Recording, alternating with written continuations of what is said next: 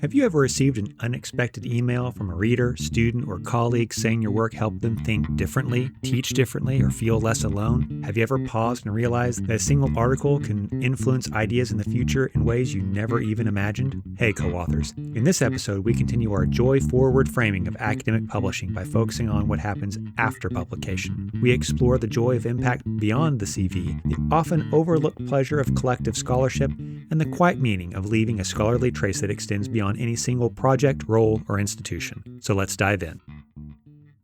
As I said in last week's episode, for a lot of folks around the world, it's holiday season. In the spirit of that, I'm focusing on the joys of publication. And in this week's episode, I'm focusing on the joys to be found after publication. So if you didn't get a chance, check out last week's episode. It's all about the joys of publishing and the process of writing the research and becoming a part of a conversation and growing through the process of your scholarship. But here I really want to focus on the joys that happen after, what lingers after we have published something. I think that for so many people, whenever something gets published, we might celebrate that publication, right? We might go out, have a drink or have a fancy meal or do something that celebrates whenever we get that letter of acceptance. And just side note, if you're not doing that, you definitely should. Every time that you get an acceptance, no matter how big or small, you should celebrate that. It's very important that you are putting yourself in a mental space of being joyous and being grateful and appreciative every time that something good happens to you. Because whenever you do that, and especially whenever you can share that with other people,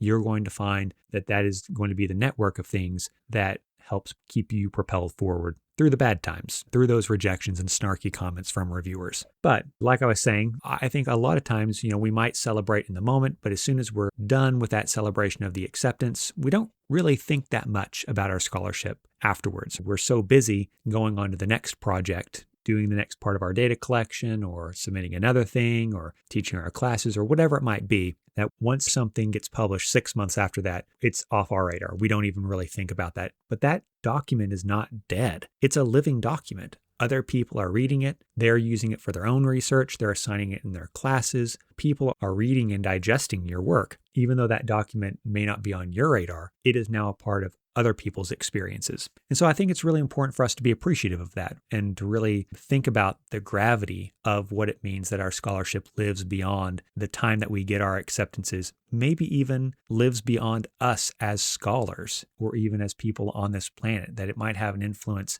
decades or even centuries into the future, and to really sit down and think about that and to find joy in that process. So that's what I want to talk about today. Now, before I go on, I said in last week's episode that there would be a little announcement. It is in the cosmic scheme of things, a pretty small announcement, but today is actually my birthday. I'm the big 40. I'm 40 years old now. Now, if you're in the holiday spirit, or if you want to get me a birthday present, go ahead and leave me a 5-star review. Write a little something nice about what you appreciate about this podcast. I would really appreciate that. It helps the podcast out, helps me out. But what I want to talk about today are the joys that you get in publishing after it's been published. So let's dive in.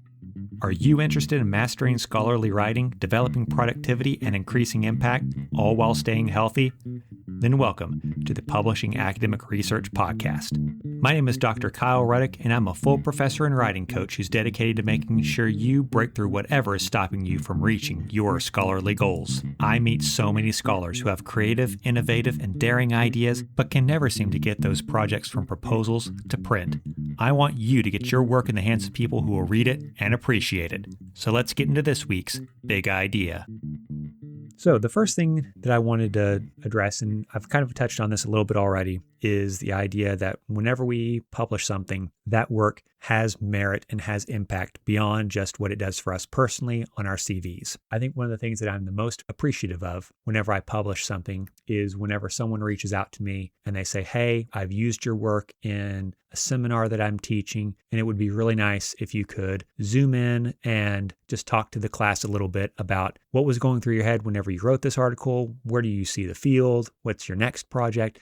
And just kind of letting me have a little bit of space to talk to students at a different institution. They may never cite my work, they may never use it, but just the invitation from another scholar who sees my work and recognizes and respects it enough to give up class time for me and then the chance to maybe have a lot of influence on students in another program by talking to them about the scholarship that I've been doing, the things that I see in the field, the things that I want to see for the field. That brings me a whole lot of joy. And those are not things that are encapsulated in the impact factor of a journal that I publish in, or in the citation metrics or download metrics, and aren't even really encapsulated in my CV in any meaningful way. Like being invited to talk to a class is cool, but that's by no means a peer-reviewed publication on my CV, right? Like, I'm not going to get tenure or promotion because someone invited me to their class, but it's still time that I feel is well spent because it brings me a lot of joy to know that other people find value in my work and want to give me a space to talk a little bit more about that. And so for you, you might think to yourself, what are ways that your work is having impact beyond the CV? Are you getting emails from folks? Are they asking you about your research? Are they inviting you to talk to their class? And those sorts of things don't even need to happen from a different institution. In your own department, maybe you have a colleague who will invite you into their class whenever they have a unit that's close to the things that you study, and vice versa, really helping to expose your students to more ideas and more types of thinking about the things that they're talking about in that seminar. But I would say that oftentimes this impact that you're having, it's not always easily seen. Your scholarship might change the way that someone teaches, thinks, or acts, and that person might be a master's student, PhD student, or another scholar, but especially if they're like a master's student and that's the end of their educational journey, they're probably never going to write an article and cite you. But that doesn't mean that you didn't have an impact. That might have been a direct impact from them reading your work, might have been an indirect impact by someone else reading your work, putting that into a textbook, citing you there, and then that person learning that stuff through a textbook. But there are so many ways that you might be having an unseen influence on your field of study and on the people around you that you don't even know, that is not even really traceable in any meaningful way. So it's really important to keep that in mind, that you might be having this really big impact on people, and find comfort in the fact that even if your scholarship is not the most cited thing on the planet, that's okay, because you might still be influencing young minds in the years and decades to come. The second joy that I would say is the joy that you get whenever you work on a team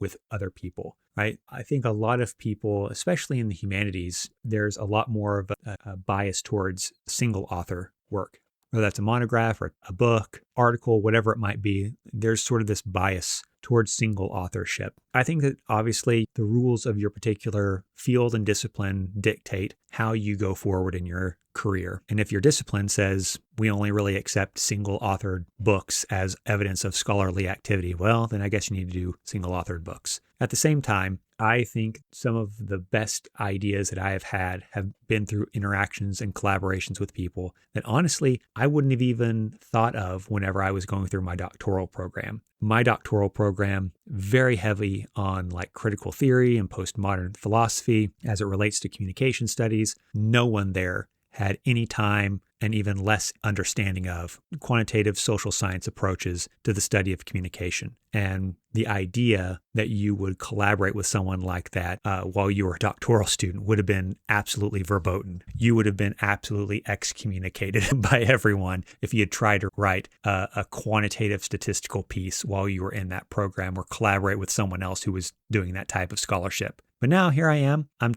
10, 12 years out of my doctoral program, and I don't care. This other person that I know, he's got really cool ideas. He's, love him to death. He's a huge stats nerd. And it's so interesting to hear him talk about the things that I study and the things that I'm passionate about, but from a completely different point of view, a completely different worldview. And whenever we have those discussions, we're able to come up with ideas that I think neither one of us left to our own devices would be able to come up with. Whenever you work with other people, especially people who have different backgrounds than you do, you have all sorts of new ideas, new avenues for thinking that you didn't have before. Also, you just get the benefit going through this process of these things together. So whenever you get a snarky reviewer comment, you have someone who you can immediately turn to and vent to, and they can vent back, and you can sit there and snipe and joke and grouse about how stupid this person is and how they don't really understand your work, with a person who actually gets it because they were in on the work with you from the beginning. You get to commiserate together whenever things are bad. You also get to celebrate whenever things are good, whenever you get that acceptance. You get to have someone that you get to share it with. And the ability to have someone who's right there in the thick of the nerdery with you and just really geeking out with all the fun that you're having, going through the process of the project and getting it accepted somewhere and seeing that in print somewhere, like that's not something that many people in their careers get to have. Other people, they might land a big account, they might have a big sale, but very few people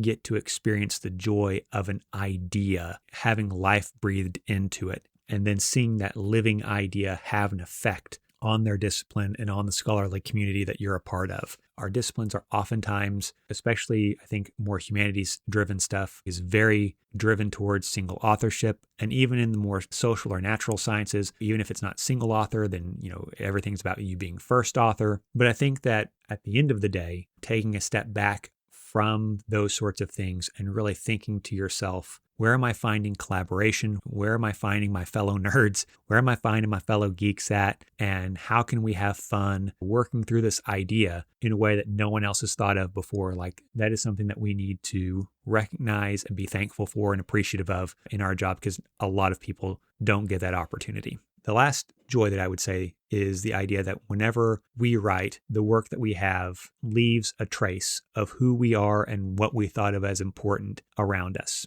And again, I think especially for people who are very highly productive, I think that a lot of folks don't really think in those terms as much. They put a lot of emphasis on how much output they have, how many things they've produced. And they don't really think about any one thing as being that terribly important because they're always moving on to the next thing. But whether you publish 100 things, 1,000 things, or just one thing, the work that you've published is now a part of a record, and it indicates that you were here. There was a community of people who were interested in this idea that you were interested in too, and that they thought that your idea was one that was good enough to be a part of the conversation that they have been having for years or maybe even decades before you wrote your piece, and might be having conversations about that for years, decades, or maybe even centuries after you're gone. And I think that's really cool, right? This idea that you're sending a message in a bottle down the river of time and that other people might pick that up. And even if the piece that you're writing now, it gets published and no one cites it, doesn't mean that it will never be cited. Like you might have had an idea, you might have something in your writing that right now is not getting picked up, but that maybe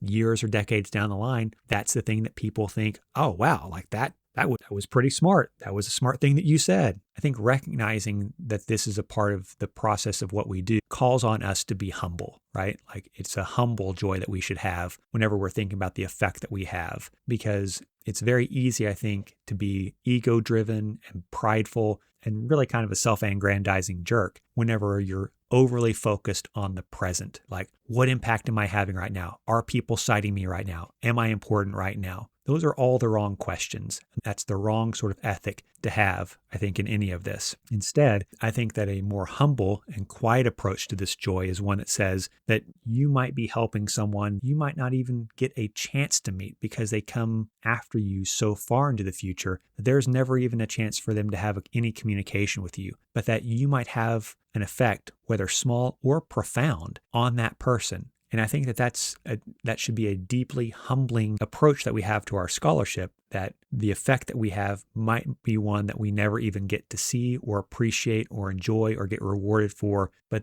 that there is a knowledge there that because we're a part of this larger enterprise of generating, curating, defending, protecting the sanctity of human knowledge, that we have this effect, however large or small, on that repository and on the trajectory of that repository's health and vitality for the years and the decades and the centuries to come. Overall, one of the things that I think is the most important whenever you're thinking about scholarship and about publishing is that even if you're in a field or discipline that makes it a more solitary endeavor, that its effect is not solitary, that you might be influencing the people around you. At the very least, you conducting this research has given you new knowledge and new insights. Those are things that you can bring into your classrooms, you can teach your students, you can help them think about, even if no one ever downloaded or cited your work for the history of ever. You asked a question that no one had asked, you created knowledge that no one has had until you arrived on the scene,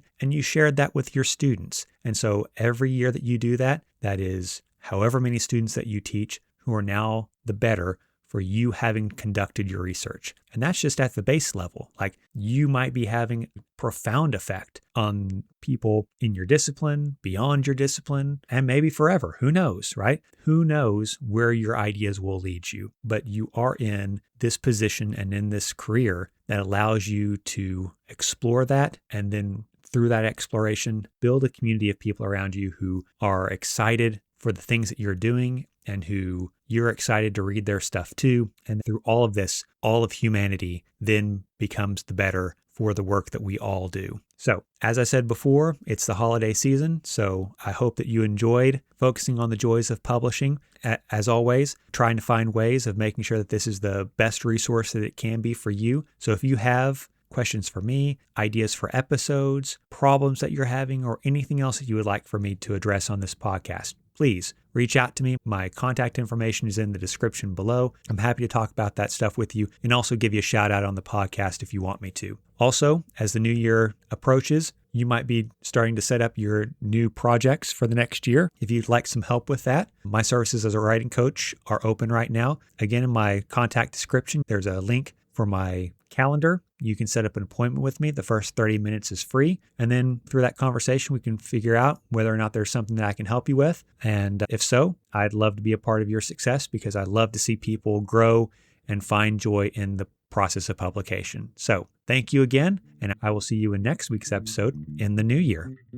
Hey, co-authors, what's stopping your best ideas from becoming your next big publication? Brilliant research shouldn't die in your drafts folder. Now's the time to bridge the gap between the possible and the published. You can support this podcast by subscribing to it, leaving a positive review, assigning it to your classes, or sharing it with a colleague. Let me know what I can do to make this the best podcast resource for you. And if you'd like to know more about my writing coach services, then you can find my information in the podcast description and set up an appointment. I'll be back next week with another episode. But until then, keep healthy, keep writing, and don't let reviewer 2 get you down.